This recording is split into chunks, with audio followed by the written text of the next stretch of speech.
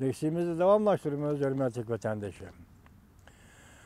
Aksaray'da yeniden iktisat məsləhətçisi bulub təyinlənən Kotlov faqat birdən-bir Cungo'dan bacı elini dedi.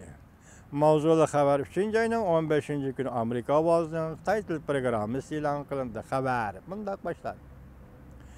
Aksaray İqtisad İşləri boyunca baş məsləhətçisi Cohen import qılınğan alyumin və plat kömür məhsullarından üstələb bacı eliş məsələsi Prezident Trump bilan oxşaş fikirdə bolmağanlıqdan vəzifəsindən istifa etdi. Aksaray həftənin 3-cü günü Amerika Maliyyə Televiziyasının direktoru Kotlovni bu vəzifəyə təyinlədi.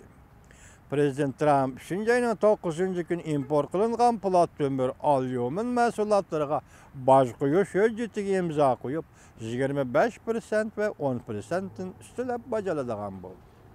Bu siyasətə qarışdırğan Aksaray İqtisad Komitetinin rəisi, Aksaray'ın iqtisad məsləhətçisi Gary Cohen, Prezident hüccətiga imza qoyğandan keyin xizmətindən istifa etdi.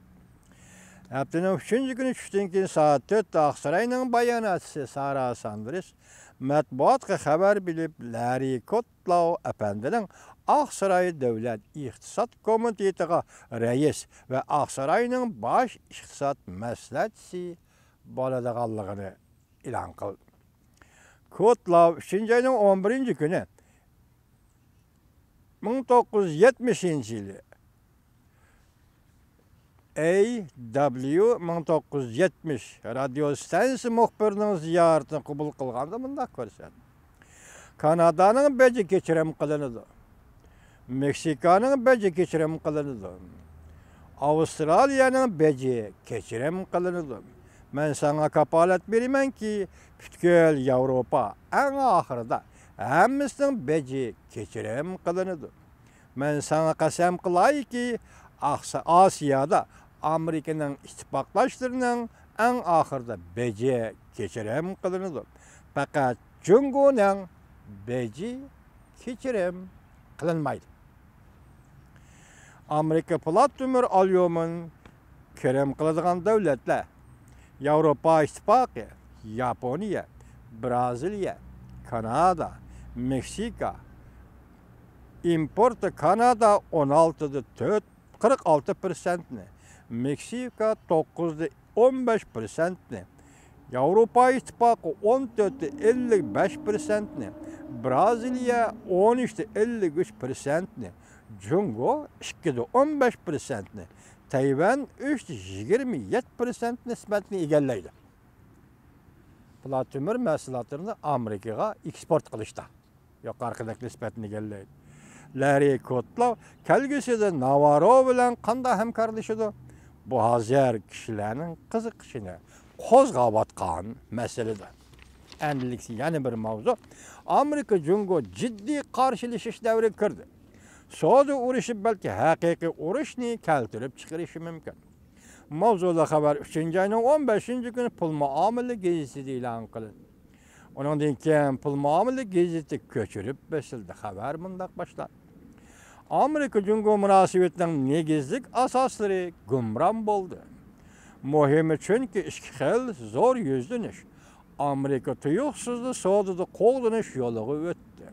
Cungo bo'lsa bir shaxs hukmronlik qilish davriga kirdi.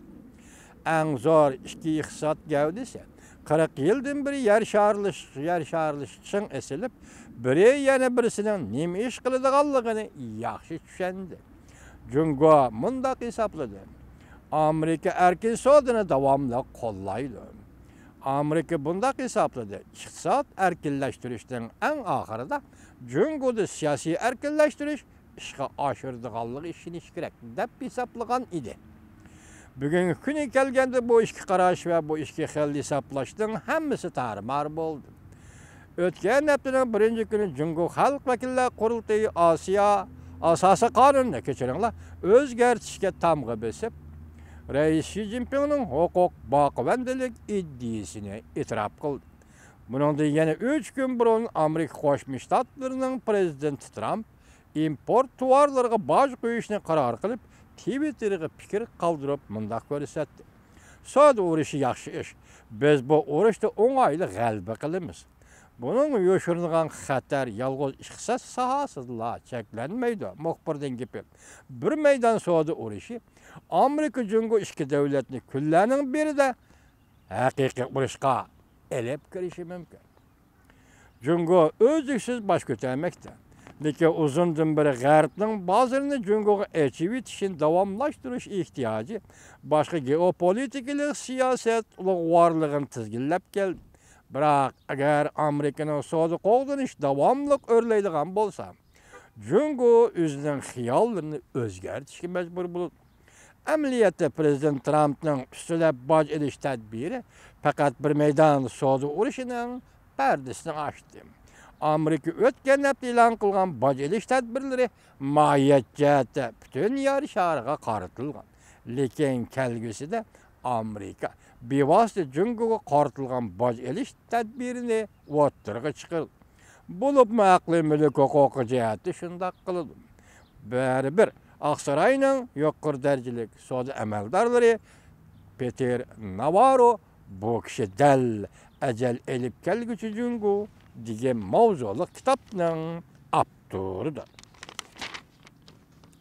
Amerika iqtisodiyoti Jungo xiris e'lon qilish bilan bir vaqtda borgan sari o'ziga ishinayotgan Jungo bo'lsa, ideologiya va geopolitik siyosat sohasida Amerikaga xiris e'lon qilishni jiddiylashtirdi. Xi Jinping rahbarlik qilgan bir necha yil ichida Janubiy Jungo dengizi orol yasab, territoriya va dengiz okean sohasi bo'yicha tashabbusni texnik kuchaytirdi.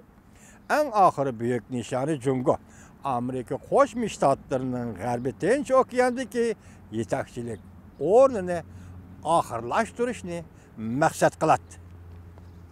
Xitoyning maqsadi Amerika Qo'shma Shtatlarining G'arbiy Tinch okeandagi o'rnini oyoqlashtirishni maqsad qiladi.